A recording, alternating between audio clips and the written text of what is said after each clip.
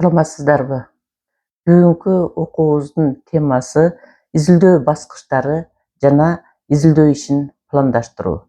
Изилдөөдө демек изилдөө ишин пландаштырып алуу өтө маанилүү. Бул этаптын өзүнчө ар бир этаптын өзүнчө орду бар жана аны туура аткаруу илимдин өнүгүшүнө зор таасирин тийгизет. Бул окуубузда изилдөө процесстеринин ар бир баскычын жана аны пландаштыруунун этаптарын карап чыгабыз. Ал эми кийинки окууларда мына ушул баскычтарды өзүнчө кеңири токтолобуз. Изилдөө баскычтарын санактап өтөлү. Биринчиси изилдөөнүн темасын аныктоо. Мурунку окууларда айткандай эле изилдөө баштоодогу баштапкы эң биринчи кадам изилдөө темасын тандоо. Тема илимий болуш керек. Ошондой эле кызыктуу да болуш керек. Эң негизгиси бул тема иш жүзүндө коомго пайдалуу болушу зарыл. Теманы аныктоо изилдөөнүн маанисин жана максатын так көрсөтөт.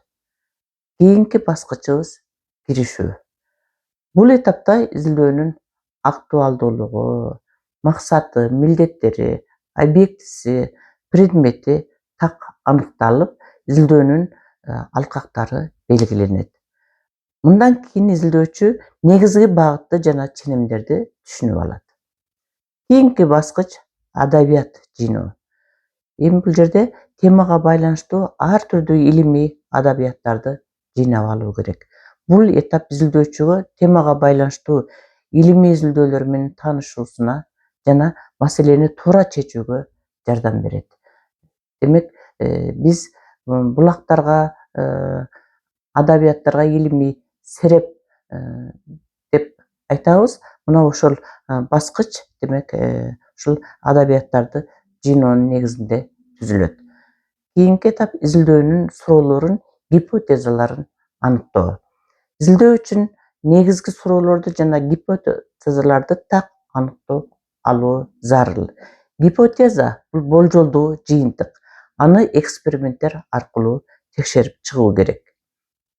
Бешинчи этабыбыз изилдөө моделин түзүү. Изилдөөнүн методологиясын тандап, изилдөө моделин түзүү керек. Модель изилдөөнүн негизги структурасын аныктайт. Кайсы ыкмалар жана методдор колдонулары тууралуу чечим кабыл алынат. Кийинки баскычыбыз маалыматтарды чогултуу. Маалыматтарды чогултуу изилдөө үчүн эң кызыктуу баскыч, эң кызыктуу этап болуп эсептелет. Ал өзүнүн ишине, өзүнүн илимий ишин сүйүп, кызыкса, ушул этап абдан кызыктуу. Демек, изилдөө үчүн керектүү маалыматтарды, факты материалдарды ар кандай тиешелүү адабияттардан, булактардан чогултуу этабы. Ошондой эле бул этапта сурамжылоолор, байкоолор же лабораторияда эксперименттер да жүргүзүлөт. Андан кийинки этабыбыз маалыматтарды талдоо жана интерпретациялоо. Бул этап демек маалыматтарды биз жыйнап алгандан кийинки эң жооптуу баскыч. Эмне себептен жооптуу? Бул чогулган маалыматтарды анализдеш керек. Аны түшүнүктүү, анан логикалык жыйынтыктарды туура чыгаруу керек. Маалыматтардын туура жыйналышы жана аларды талдоо илимий иштин эң негизги бөлүгү. Жыйынтык жана отчеттуулук. Изилдөөнүн жыйынтыктары чыгарылып, алар боюнча отчет даярдалат. Отчетто изилдөөчү өзүнүн изилдөө боюнча чыгарган корутундаларын жана сунуштарын презентациялайт. Бул PhD докторлук диссертацияларда отчет берип турат ар бир семестр боюнча. Ал эми мындай диссертациялык кеңеште эң аягында баягы эмгегин, диссертациясын коргоо деп койсок да болот да. Мына ошол жерде эмгегин презентациялайт жана сунуштарды ошол жерде берет. Этикалык принциптер жөнүндө кичине токтолуп өтөлү. Изилдөө жүргүзүүдө этикалык нормаларды жана принциптерди сактоо өтө маанилүү. Эмне себептен? Анткени бул бирөөлөрдүн эмгегине маданияттуулук менен мамиле жасоо, мурунку эмгектерди, анан жеке маалыматтарды колдонууда алардын укуктарын сыйлоо зарыл.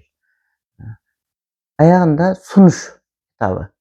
Изилдөө жыйынтыктарына негизделген сунуштарды берүү керек. Изилдөөчү өзүнүн ишин жыйынтыгын жакшы чыгарып, байкоо жүргүзүү аркылуу бир топ сунуштарды да чыгара кетет. Анткени өзүнүн баягы илимий эмгегинен сырткары болгон, изилдеш керек болгон бир кызыктуу темаларды дагы байкап калат да, мына ошолорду сунуштаса, демек келечектеги изилдөөлөргө дагы анан өнүгүүлөргө жакшы багыт берет. Өзүнүн келечектеги изилдөөлөрүнө дагы мындай шарт түзүп алат. Ошон үчүн сунуштарды да берүү керек. Эми жыйынтык катары буларды айтууга болот. Изилдөө ишинин ыраттуу пландаштырылуусу сапаттуу жана ийгиликтүү изилдөөнүн негизги принциби деп айтууга болот. Системалуу пландаштыруунун ар бир баскычын аткаруу аркылуу илимдин өнүгүшүнө зор салым кошууга болот. Эми кийинки окуубузда изилдөө темасын аныктоо деген изилдөөнүн баштапкы кадамына өзүнчө кайрылабыз жана башында айтып кеткендей эле ар бир этапка өзүнчө кайрылабыз дедик. Демек кийинки окуубузда ошол изилдөөнүн темасын аныктоо деген темага кайрылабыз. Саламатта калыңыздар.